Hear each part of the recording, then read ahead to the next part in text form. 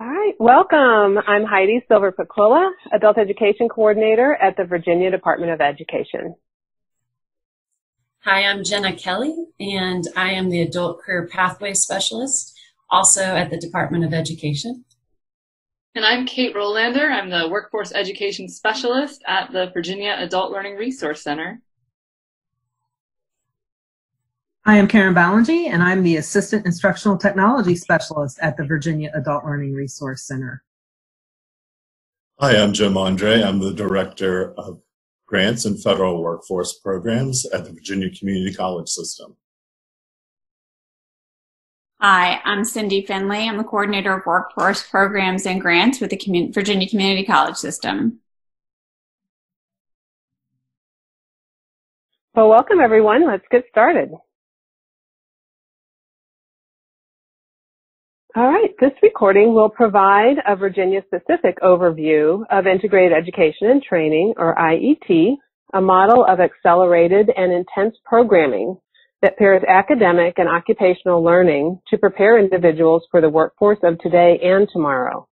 We're recording this tutorial jointly between the Adult Education team at the Virginia Department of Education and the Virginia Community College System because we believe that a shared approach can strengthen partnerships at the local level, leveraging resources and bringing this powerful programming to more individuals. The agenda for this recording is shown on the screen. We're covering a lot of topics from the WIOA Combined State Plan through specific tools and resources you can use to plan your programming. Let's start with the vision for the Workforce Innovation and Opportunity Act, or WIOA, Combined State Plan. This plan drives the work of all the WIOA-funded programs and other workforce development partners in Virginia. For the 2020-2024 plan, the state has articulated a vision for improving economic opportunity for all Virginians. Although the vision was drafted and posted for public comment in January of 2020, this vision could not be more timely now that we're seeing the effects of the COVID-19 pandemic. Even more Virginians will need the assistance of education, training, and job placement as the economy recovers from the pandemic. The 5 big goals in the plan are on this slide. These goals can all be addressed through robust, rigorous, and regionally customized integrated education and training. Think about IET as we consider the goals. Number 1, help individuals gain access to jobs that pay family-sustaining wages and provide opportunities for career progression by providing equitable and universal service delivery. Number 2, increase business engagement. Again, IET programming that involves employers from start to finish is an excellent way to address this goal.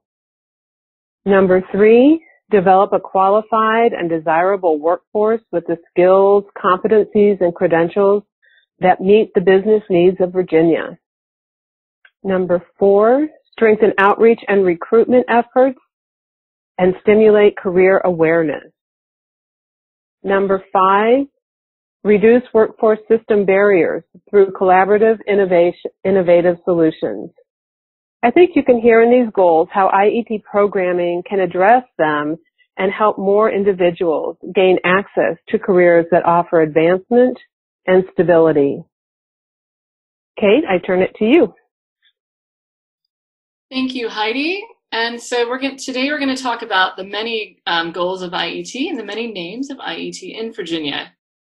We've all heard of PluggedIn Virginia in our state, IET under WIOA, and the Virginia Community College grants, including young adults, RSVP, and middle college.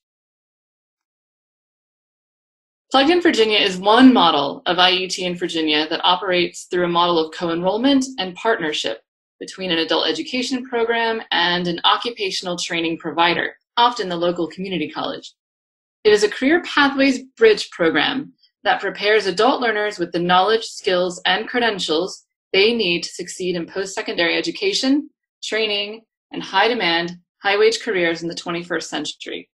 The 2 overarching goals of this model are to prepare learners for success in continued education and training opportunities and success in a career. While the PluggedIn Virginia model is a very flexible model to accommodate a wide range of industries, training environments, and learner populations. There are 7 elements that are consistent across programs: an industry-specific contextualized curriculum, co-enrollment at a post-secondary institution, the occupational training provider, industry-recognized credentials or certificates, career coaching, and goal setting with learners, active business participation in the target industry, a Capstone Project, which we'll explain in more detail in a couple of slides, and a cohort model, where learners progress through their adult education and training work together, supporting each other and adding a layer of motivation and accountability to one another throughout the Plugged In Virginia program. When the Plugged In Virginia model first began in 2009, the target skill level was an ASE, 9th grade and above, and an expected outcome was a secondary credential if learners didn't have one prior to the program, as well as college credit completion. The model is expanded to serve learners at lower skill levels where these outcomes may not be realistic within the time frame of the program itself. These common elements are characteristic of Plugged-in Virginia programs at any skill level: increased rigor, the cohort model, the contextualized curriculum, digital literacy focus, professional soft skills, workplace exposure, and active participation with employers and partnering agencies and organizations. The Capstone Project provides learners with an opportunity to identify a problem, perhaps in their community or in their educational program, and engage in critical thinking, problem solving, and teamwork to brainstorm and flesh out potential solutions to their identified problems. Example projects have included organizing and holding health fairs, weatherizing homes in their communities, advertising and holding a reverse career fair where learners were able to showcase their skills and experiences to employers, and designing and building an outdoor public space. The capstone is done in teams with support from instructors and presented at a culminating ceremony to a community audience at the end of the Plugged In Virginia program. It's one of the key elements that makes Plugged In Virginia unique among IET programs. And with that, I think I send this to Jenna. Thank you, Kate. I'm going to talk about IET under WIOA. The definition of IET is here on the screen.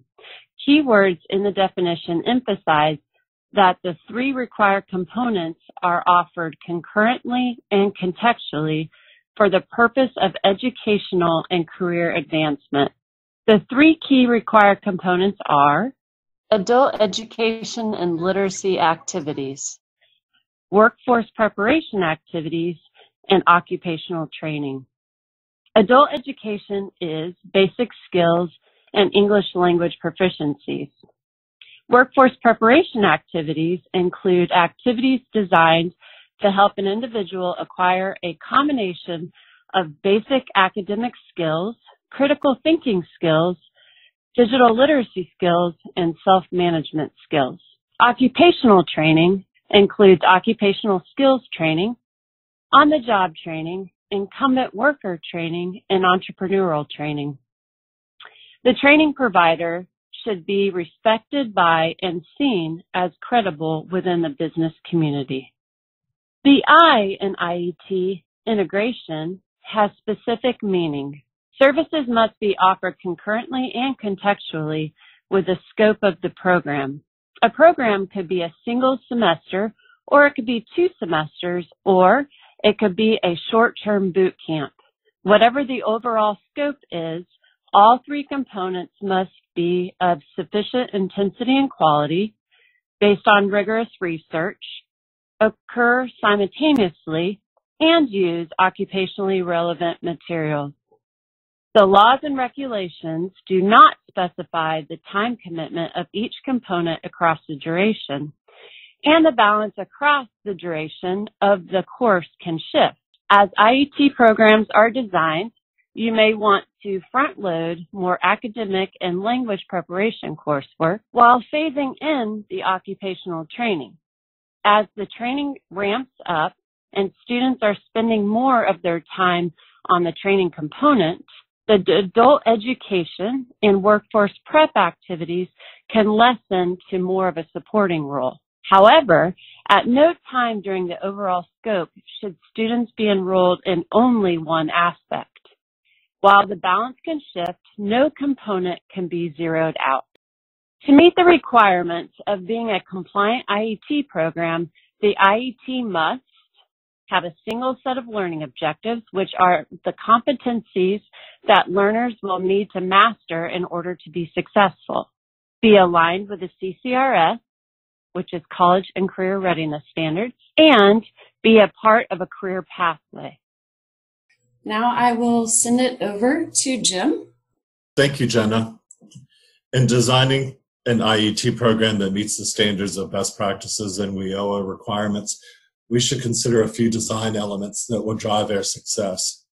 As you review this list of considerations, it should stand out that collaboration among partners is key to their integration. In selecting a participating training partner, consider ones that understand and actively participate in sector strategies and career pathways, offer credentials to meet regional demand, and are flexible enough to respond to labor market changes. We'll take a look at additional considerations for training partners in the next slide. Rigorous credentials are in demand regionally, portable, and included in a clear career pathway. When connected to regional job openings, salaries, and close employer partnerships, credentials can increase recruitment, focus career development activities, and provide access to new jobs or job advancement. The type of programming and teaching that IET requires may be new to teachers and administrators. Coordinating the academic and workforce prep coursework with the occupational materials and sequence will require communication and co-planning. Funders will expect to see that instructors are supported to have collaborative planning time for this activity. Creating a timeline and sequence for the scope of the project would help instructors, administrators, and students understand how the activities function cooperatively. Similarly, curricula should be developed jointly between adult education providers and training institutions to target the competencies that will make our students successful. Often, employers or professional organizations can lend to the development of curricula. By sharing college and career readiness standards with your workforce partners, you can develop curricula that addresses competencies and credentials and is aligned with training and employment outcomes. Through partnerships, we can expand the scope of services, leverage resources, and avoid duplication of efforts while strengthening our regional approach to education and employment. Many of our partners, especially those funded by WIOA and other federal programs, share the same mission. Through strong collaboration, we can identify which partner brings, what each partner brings to the table, whether it's basic skills instruction, training, employment services, or student supports, to deliver the most comprehensive programming available in achieving our common mission. In selecting training partners, you should focus on the ones that are on the eligible training provider list, or ETPL, so students can be supported by the Virginia Career Work Centers through wraparound services, career development activities, and employment and job services. They should have a high credential attainment rate as evidenced by data and experience with adult education students. You will find that training partners with experience serving adult education students or underserved populations value co-planning and ongoing collaboration, and understand the need to deliver flexible programming to meet their needs. With that, I'm going to turn it over to Heidi. All right, thank you, Jim. Let's move from the big picture to a point of compliance.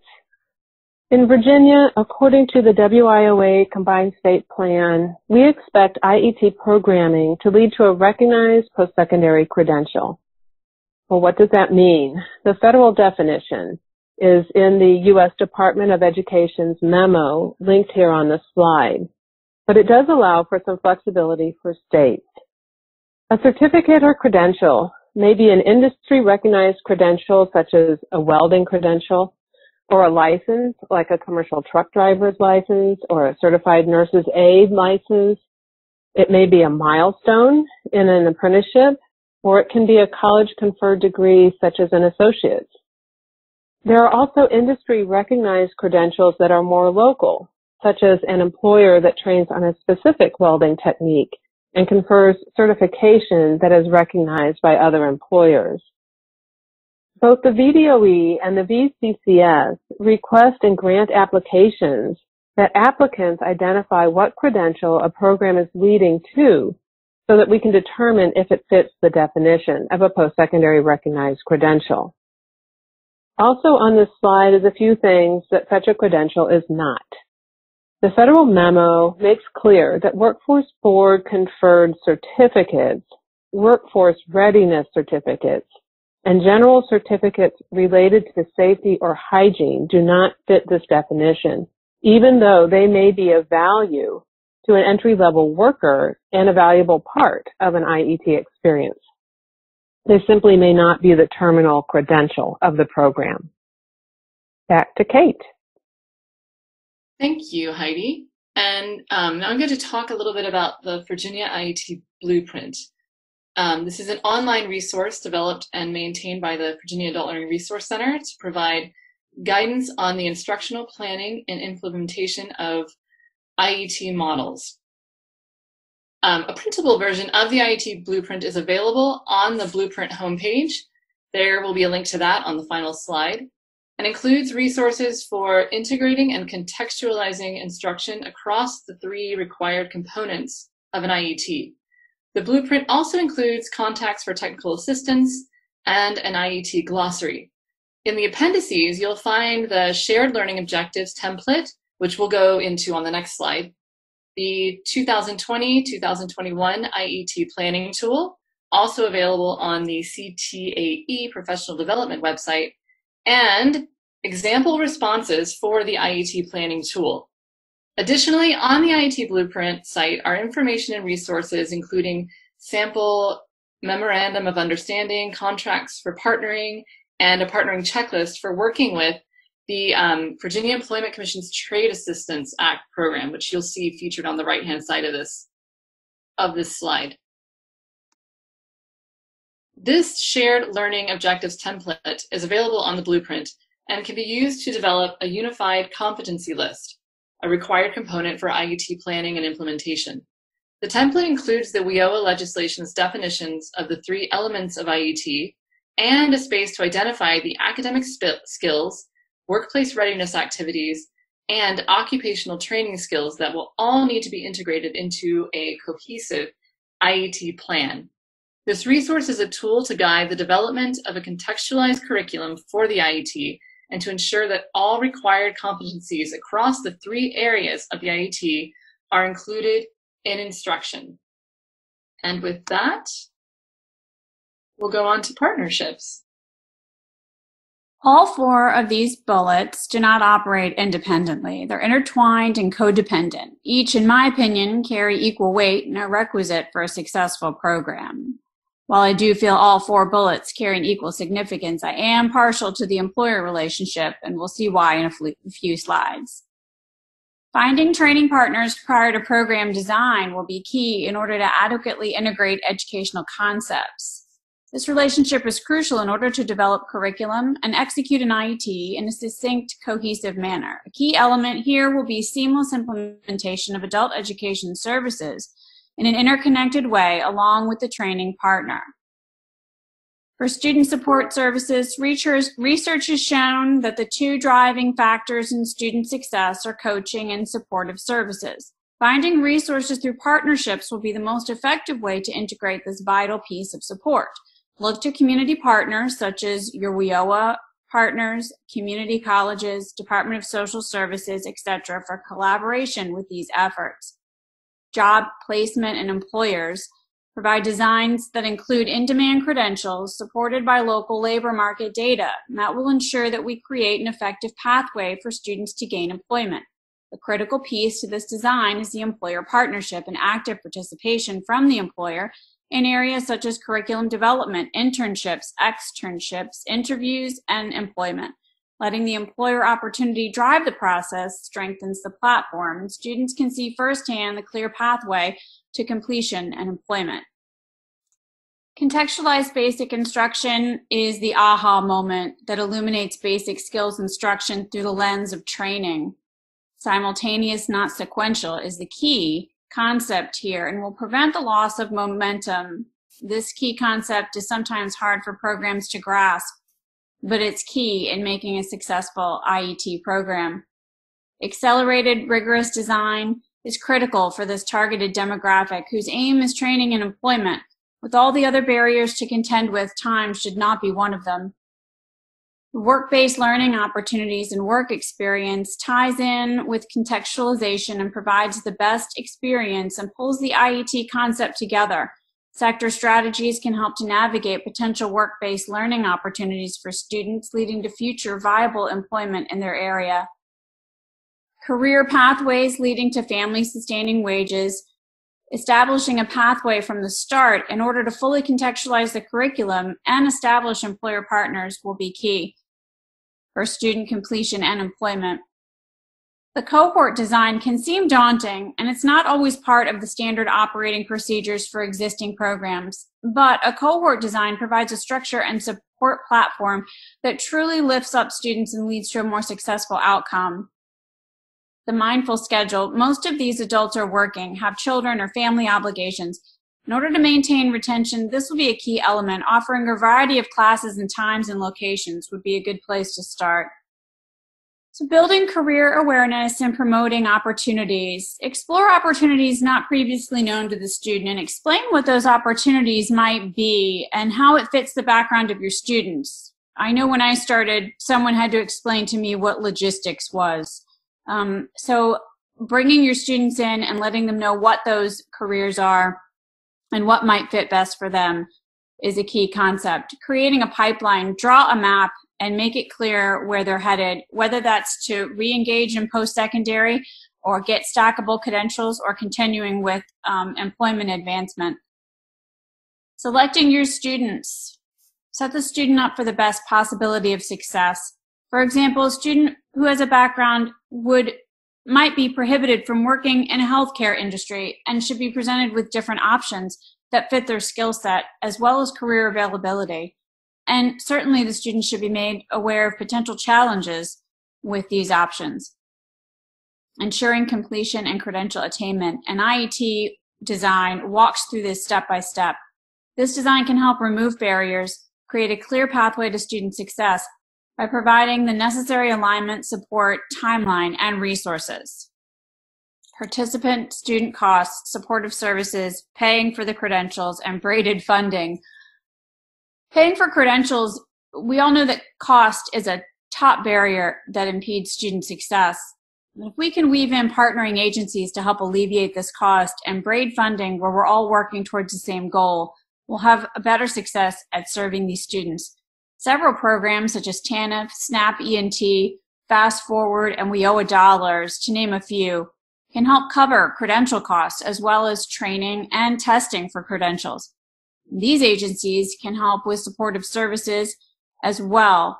It will be important to know what costs lie ahead so you can adequately braid the funding, create strong partnerships, and provide the best holistic service for your students. And I'll hand it off to Jenna. Thank you, Cindy. The IET planning tool, which is a graphic organizer that was created to aid localities in planning robust and compliant IET programs, is available by clicking on the link below. This graphic organizer helps localities to visualize all components needed for a compliant IET program. Also, the advanced planning that completing the tool requires guides programs to plan not only their own programming activities, but also to explain and secure commitments and cooperation from occupational training and employer partners, and document the labor market value of the credentials offered. And now I pass it over to Heidi. Well, thank you, everyone. As you can hear, the two big granting organizations, VDOE and VCCS, really do have a shared approach. There are assistive resources here on the slides, and we are also available to answer questions. We're happy to get questions on this topic, happy to help programs think about how to reimagine IET in the age of closures and much more distance education. It's a challenging time for everybody, but IET is really a way that we can help unemployed Virginians get the jobs and the skills that they need to be successful, to get back in the workforce, and to advance in the workforce. We're all passionate about it. I hope that you heard that. And we hope that passion rubs off on you, our viewers. And those of you who receive grants from our organizations, we know that you are working hard to implement this model, and we appreciate all that you are doing. So we'll all come off mute for just one more moment to say thank you, and please contact us. Thank you. Thank you. Thank you. Thank you, everyone. Thank you.